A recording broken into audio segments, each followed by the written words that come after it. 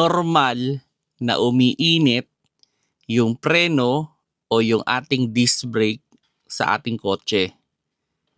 Meron lang akong na-receive na question na nagiging problema niya daw ay umiinit yung kanyang preno. Normal yun mga paps, lalo na kung galing kayo sa takbo na malayo at nakainang preno na kayo. So wala namang problema yan. Pero yung question niyang isa is meron daw whistle. Yung kasi natin yung ating brake pad, meron niyang indicator na pag manipis na siya. So magwi-whistle na talaga 'yon. Nakakairita yung tunog. Parang kinikis-kis na bakal. Pero kung sabihin na nating hindi pa naman niya naabot yung kanyang parang indicator na manipis na siya, pero nagwi-whistle, may mga pagkakataon na kailangan lihahin yung brake pad. So kailangan hasain siya. So baka yun yung nagkukos ng ingay. Now, pwede rin naman na yung nabili ninyong brake pad ay maingay talaga. May mga brake pad na mainit, lalo na yung mga replacement na mura. Kasi based on experience, meron akong ganyan na biling brake pad dati. Mura lang siya eh. Parang nasa 600 pesos lang. So kinabit ko. Kada preno ko ang ingay, nakaka-bad trip.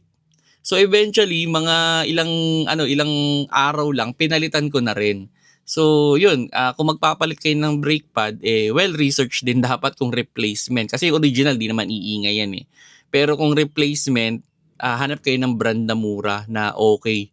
Okay, so yun yung cause minsan ng pag-whistle, yung brake pad ang maingay. At kung sakali man na umiinit, pero kung halimbawa yung tipong nagbabaga na, syempre hindi yun normal. So dapat nating i-check dyan is yung ating caliper pin. Baka naman tuyot na, wala ng grasa, hindi na siya bumabalik. Kasi pag pag grease yun, tapos okay pa yung niya, yung ring niya, yung goma niya, pag pinress mo yun, bumabalik yun. So kung hindi na siya bumabalik dahil wala ng grasa or sira na yung kanyang goma, yung parang niya, gasket niya, so yun, pwedeng uminit din yung inyong brake pad dyan. So, well, observe ninyo muna. Pero yung whistle, minsan kailangan lang hasain yung brake pad kung hindi naman siya dati nagwi-whistle. So, kumbaga, yung edge niya, kailangan ligahin para mawala yung tunog. Yan. So, yun yung idea mga paps, no? So, dun sa nag-comment, maraming salamat sa'yo. At yun, kung sakali mang may issue ka sa iyong brake na umiingay, pahasa mo muna.